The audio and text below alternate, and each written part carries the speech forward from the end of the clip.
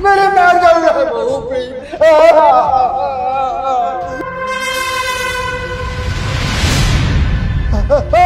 बहू छोड़ दे मुझे, मेरे पैर जल रहे हैं बहू प्लीज छोड़ दे मुझे।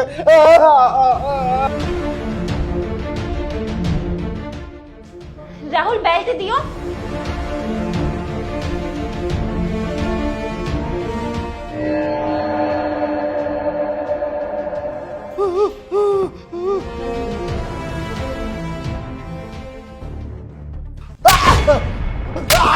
क्यों बुढ़े, अपने बेटे को बताएगा? क्या बताएगा अपने बेटे को? क्या बताएगा कि मैं तुझ पे अत्याचार करती हूँ? पर अफसोस, जिन पैरों से तू अपने बेटे को बताने जाता ना, अब वो पैर ही नहीं बचेंगे।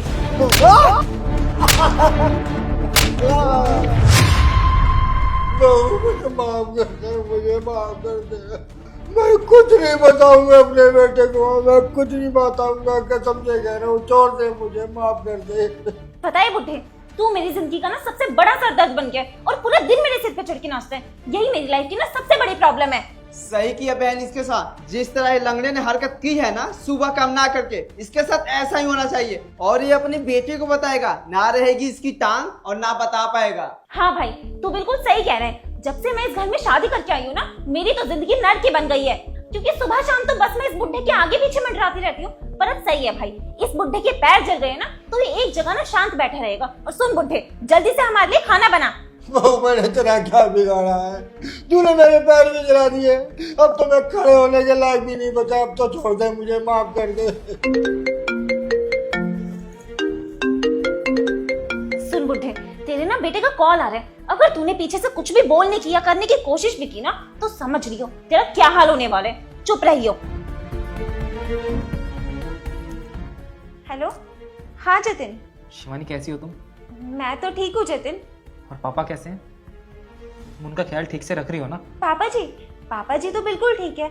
अब तुम पापा जी को मेरे पास छोड़ कर गए हो तो मुझ पे भरोसा ही करते होगे ना। तुम टेंशन मत लो जतिन, मैं ना पापा जी का अच्छे से ख्याल रख रही हूँ। बात कराना जरा मेरी पापा से। तुम्हें बात करनी है पापा जी से? वो जतिन, पापा जी ना दवाई लेकर सो रहे हैं। जब पापा जी उठेंगे ना, मैं तुम्हारी आराम से बात करा दूंगी। ठीक है, मैं रखता हूँ, मैं बाद में कॉल करूंगा। सुनो जतिन, वो मैं ये कह रही थी ना कि तुम थोड़े पैसे भिजवा देते। वो पापा जी का ट्रीटमेंट चल रहा है और अभी उनका इलाज भी होना है, उनकी दवाइयों का खर्चा भी काफी ज्यादा होता है। तो तुम पैसे भिजवा देना, ठीक है? ठीक है शिवानी, मैं पैसे भिजवाता हूँ, तुम पापा का ख्याल रखना। ठीक है जतिन, तुम अपना ख्याल रखना। बाय। चल राहुल, हम अंदर चलते हैं। सुन बुढ़े, हम अंदर जा रहे हैं टीवी देखने, और यहाँ की साफ सफाई करके जब खाना रेडी हो जाए ना, तो हमें बुला लियो।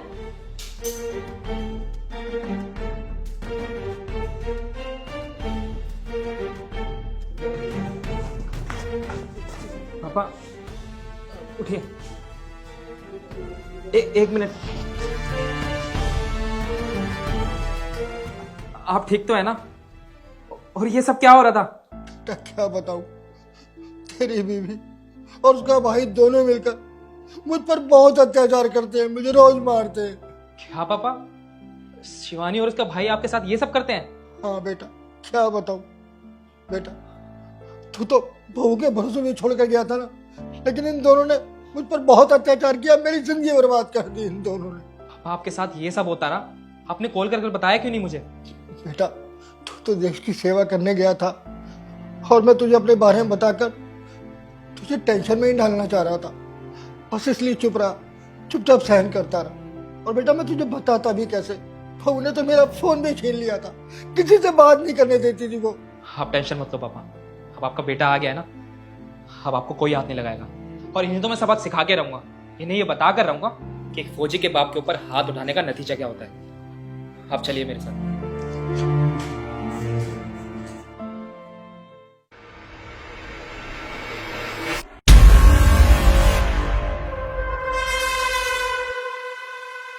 जतिन, तुम आ गए? तुमने बताया भी नहीं कुछ।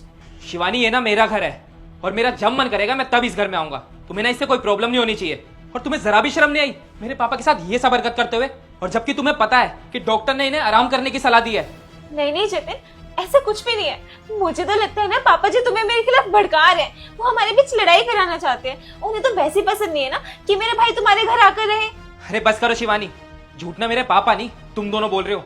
और जो हरकत तुम सुबह मेरे पापा के साथ कर रहे थे ना, वो सब मैंने अपने फोन में रिकॉर्ड कर रखी है। और अब वो वीडियो मैं कोर्ट में पेश करूंगा सबूत के तौर पर। और मैं ना सुबह ही घर आ गया था। तुम जो भी हरकत मेरे पापा के साथ कर रहे थे ना, वो सब मैंने अपनी आंखों से देख लिया था। अरे ये मेरे पापा हैं, इन्होंने मुझे पढ़ा लिखा कर इतना बड़ा कर दिया, इतना काबिल कर दिया। किस लिए? ताकि बुढ़ापे में जाकर मैं इनकी सेवा कर सकूं, इनका सहारा बन सकूं। और तुम लोग क्या कर रहे थे इनके साथ? इनको मार रहे थे, पीट रहे थे, इनके साथ अत्याचार कर रहे थे। और देखो शिवानी, तुम्हारी ये हरकत देखने के बाद ना मैं तुमसे कोई रिश्ता नहीं रखना चाहता। अरे जो लड़की मेरे पापा का ख्याल नहीं रख सकती, उनकी सेवा नहीं कर सकती, ऐसी लड़की के साथ मैं कोई रिश्ता नहीं रखना चाहता।